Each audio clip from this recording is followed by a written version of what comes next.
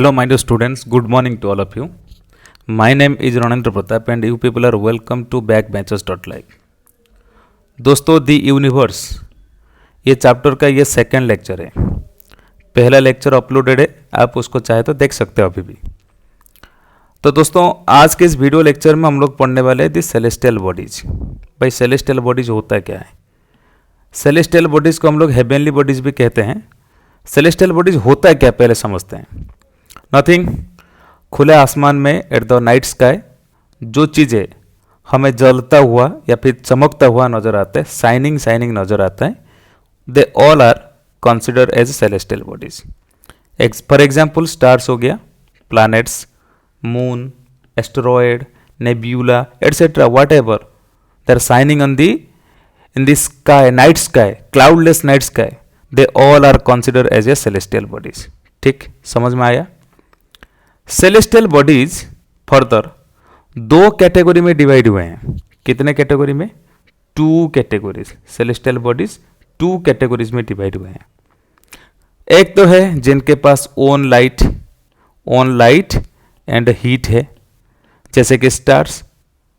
जितने भी स्टार्स है सबके पास अपना ओन लाइट हीट दोनों मौजूद है. ठीक है, वो एक टाइप का हो गया. दूसरा है जो रिफ्लेक्टेड है, यानी कि दूसरे किसी का लाइट को वो रिफ्लेक्शन देते हैं, वो हो गए. जैसे कि हो गया planets, satellites, asteroids etcetera. Clear the point? अच्छा, अब और एक सवाल यहां पर उठेगा कि सर जो लोग सेलेस्टियल बॉडीज के ऊपर स्टडीज करते हैं, पढ़ते हैं, पढ़ाई करते हैं, उन्हें क्या कहते हैं? They are consider as astronomer, यानी कि अंतरिक्षकारी, यानी कि उस चीज के बारे में वो क्या करते हैं? पढ़ाई करते हैं. Clear the point? अब चले आगे नेक्स्ट स्लाइड में डिस्कशन करेंगे गैलेक्सीज के बारे में. गैलेक्सीज को समझ लेते हैं, अभी बढ़िया से समझेंगे. लेकिन थोड़ा सा मैं आपको रिमाइंड करूंगा कि मैं जो बिग बैंग थ्योरी के ऊपर थोड़ा सा आपको बताया था कि काफी दिन पहले एक बहुत बड़ा सा ब्लास्ट हुआ. ठीक है, अब मैंने ये स्लाइड और ये स्लाइड तीनों में एक साथ में समझाऊंगा. यहीं से शुरू करते हैं. ठीक है, अब देखो बहुत दिन पहले तकरीबन 13.8 बिलियन साल पहले एक बहुत बड़ा सा एक्सप्लोजन हुआ था, जिसे हम लोग कहते हैं बिग बैंग. ऐसा हम लोग कल्पना करते हैं, इमेजिन करते हैं कि after the 3 lakh year of a big bang hydrogen का फॉर्मेशन हुआ. हाइड्रोजन के साथ और एक चीज का भी फॉर्मेशन हुआ था, जिसको हम लोग कहते हैं डार्क पार्टिकल या फिर डार्क मैटर्स कहते हैं. क्या कहते हैं उसे? Dark matter. Clear the point? Dark matter के पास अपना ग्रेविटी होता था. इसी ग्रेविटी के चलते ये सब क्या करने लगे? एक दूसरे को पुल करते गए, क्योंकि कोई कम वाला ग्रेविटेशनल फोर्स किसके अंदर कम था, किसके अंदर ज्यादा था, तो एक दूसरे को वो पुल करते गए. करते करते धीरे धीरे वो एक्यूमुलेट होते गए और छोटे छोटे मैटर्स मिलते वो बड़ा बन गया. Clear the point? अच्छा, ये बड़ा बना. ओके, जब बड़ा बना तो ऑब्वियसली इसके अंदर ग्रेविटेशनल फोर्स और ज्यादा हो जाएगा. ग्रेविटेशनल फोर्स इसके अंदर ज्यादा हो जाएगा.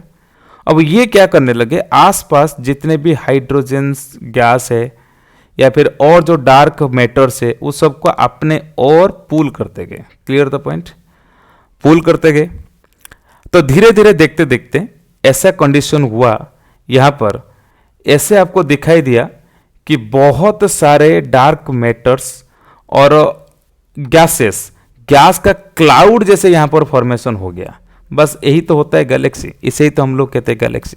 इसको और बेहतर समझेंगे, लेकिन ये वाला पॉइंट को सबसे पहले ध्यान देते हैं. गैलेक्सीज होता क्या है? जैसे आप लोगों ने सोलर सिस्टम पढ़ा ना, सोलर सिस्टम, इसी प्रकार ये एक स्टार्स का सिस्टम है, सिस्टम ऑफ स्टार है. जैसे सोलर सिस्टम में बहुत सारे प्लैनेट्स होते हैं, प्लैनेट्स मिलकर सोलर सिस्टम बनते हैं, और उसके सेंटर में एक स्टार होता है. ठीक है ना? सिमिलरली इसके सेंटर में वही जो मैंने बोला ना, बहुत सारे डार्क मैटर्स मिलते हुए एक बहुत बड़ा आग का गोला बना दिए सेंटर में, और उसके चारों तरफ बहुत सारे स्टार्स सिचुएटेड है. और यही स्टार्स किससे फॉर्मेशन हुए ना? ये डार्क मैटर्स और गैसेस की कॉम्बिनेशन में मिलते हुए बने. इसके चारों तरफ बहुत सारे स्टार्स बने हुए हैं. Clear the point? बस इसी को ही हम लोग कहते हैं एक सिस्टम ऑफ स्टार, और सिस्टम ऑफ स्टार को हम लोग कहते हैं गैलेक्सी। और ये सिस्टम ऑफ स्टार कैसे इस प्रकार शेप किस लिए बनाते हैं? Because of the mutual gravitation. यहाँ पे हर एक स्टार के पास अपना अपना ग्रेविटी होता है, एक दूसरे को पुल करते हैं और फाइनली एक कांस्टेंट पोजीशन में वो हमेशा के लिए रहते हैं। हालांकि इसमें भी थोड़ा मूवमेंट होता है, अलग बातें रहते हैं, ठीक है। और ये जो सिस्टम ऑफ स्टार है, इसी प्रकार billion billion system of stars, I mean galaxies हमारे यूनिवर्स में है, और ये एक दूसरे से आइसोलेट है, अलग, इनके बीच में कोई रिलेशन नहीं। क्लियर? और इनका जो बीच में जो इसका जो डायमेंशंस होता है, जो गैलेक्सीज का जो डायमेंशंस होता है, डिस्टेंस होता है, ये मिनिमम टू मैक्सिमम दिया हुआ है। मिनिमम तो दिया है कि भाई 80,000 लाइट ईयर से लेकर 1,50,000 लाइट ईयर्स की दूरी के बीच ये वेरी करता है, इतना लाइट ईयर्स होता है। लाइट ईयर तो आपको पता है, पहले मैंने बता दिया हूं, ठीक है।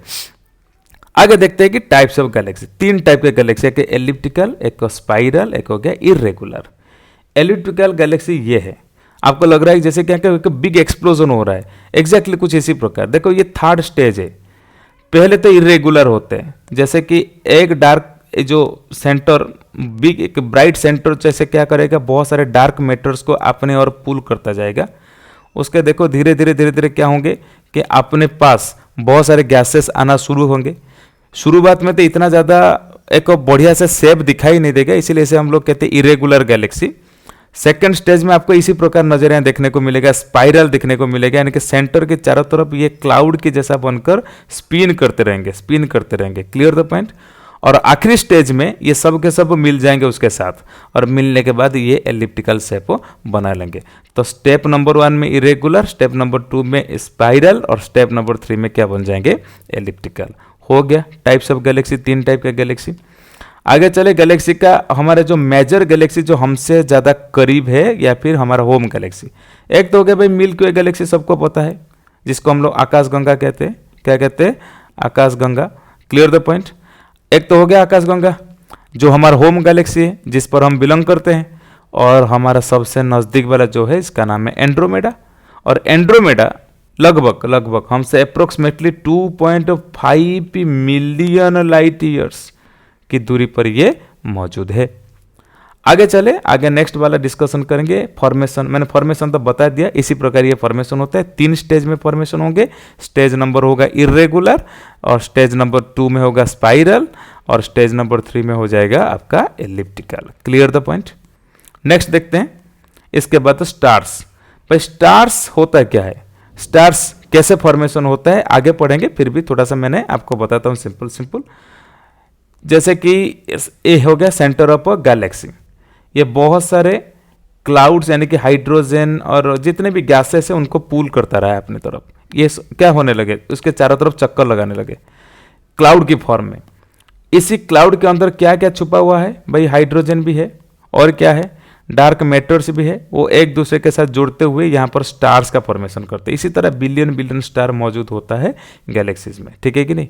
और हर एक स्टार एक शाइनिंग ऑब्जेक्ट है, जिसके पास खुद का हीट और लाइट अपना होता है, ठीक है कि नहीं? चलो, किसी के पास लाइट ज़्यादा होता है, हीट ज़्यादा होता है, किसी के पास कम होता है। इसी आधार पर इन्हें 3 कैटेगरी में डिवाइड कर दिया गया। एक हो गया रेड स्टार। रेड स्टार के पास सबसे कम हीट एंड लाइट होता है, और उसके बाद जो होता है ज़्यादा उसको कहते हैं येलो स्टार्स। येलो स्टार्स के बाद इसके कंपेरेबल थोड़ा ज़्यादा होता है, और सबसे ज़्यादा जिसके पास होता है उसको कहते हैं ब्लू स्टार्स।